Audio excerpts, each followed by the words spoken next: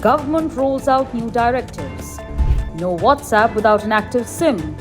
Millions to re-log in every 6 hours. Big changes to be implemented in 90 days. What happens to your WhatsApp if you don't do this? Hello and welcome to another episode of Explained. You are watching me, Vineet Malhotra, and the Department of Telecommunications has given messaging platforms like WhatsApp, Telegram, Signal and Snapchat 90 days to enforce SIM binding, a requirement that will stop these apps from working if users remove the SIM card originally used for registration. The directive, effective from the 1st of Feb 2026, also mandates that web versions of these apps log out users every 6 hours, requiring fresh authentication via QR code. Officials say that the measure targets cyber fraudsters who exploit the current system where apps continue functioning even after SIM cards are removed, replaced or deactivated. The government argues that criminals operating from outside India are using this loophole to commit cyber fraud and impersonate scams. SIM binding requires apps to continuously verify that the registered SIM card remains active and inserted in the device. Currently, messaging apps only verify a user's mobile number once during initial setup. After that single verification, the application works independently even if the SIM is removed or replaced. Under the new Telecommunications Cybersecurity Amendment Rules 2025, these platforms have been classified as telecommunication identifier user entities. Well, this classification represents a major expansion of the Department of Telecommunications jurisdiction, extending regulatory oversight beyond traditional telecom operators to any service using mobile numbers for user identification. The Cellular Operators Association of India, representing private telecom companies, has supported the need for SIM binding, arguing that the current one-time verification creates opportunities for misuse. While the directive seeks to curb fraudulent users, it could create significant friction for legitimate users. People traveling abroad who use local SIM cards will no longer be able to continue using services like WhatsApp without additional registration.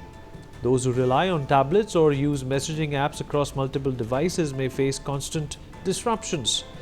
The requirement to log out from web versions every 6 hours could disrupt workflows, especially in professional settings where employees use WhatsApp on computers without their phones nearby.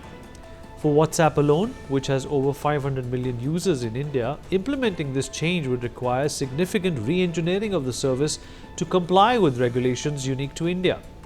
Industry sources have called the instructions problematic, noting that no feasibility study or consultation was conducted before these directions were issued.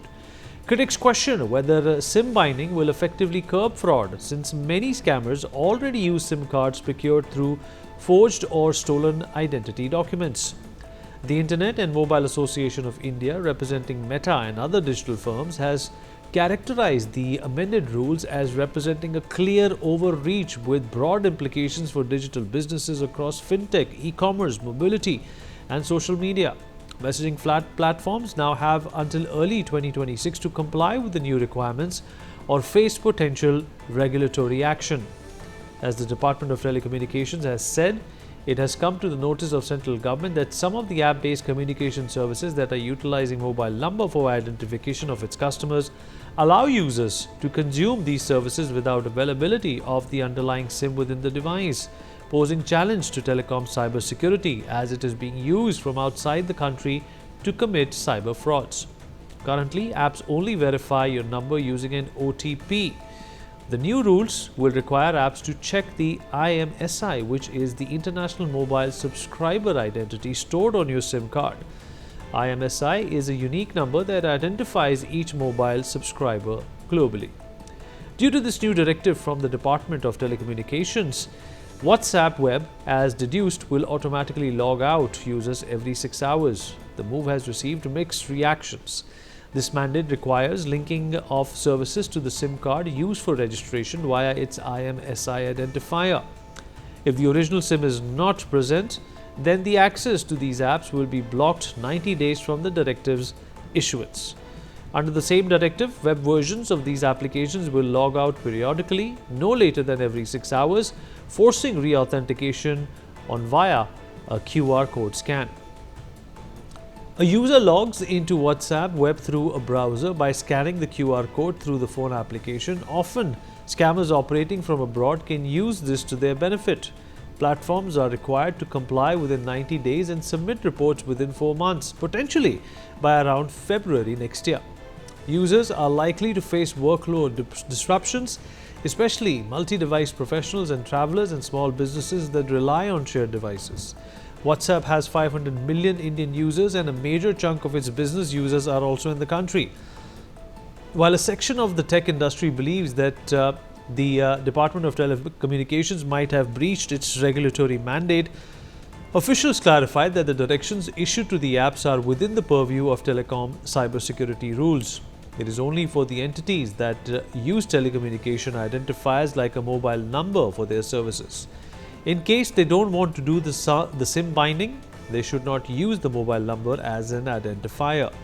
Industry representatives also questioned the effectiveness of SIM binding in curbing fraud originating outside India, noting that scam operators can still obtain Indian SIMs through mules or remote devices, while a significant volume of fraud originates within the country. For example, people who use separate personal and office phones, or those who use messaging apps on both a phone and a tablet.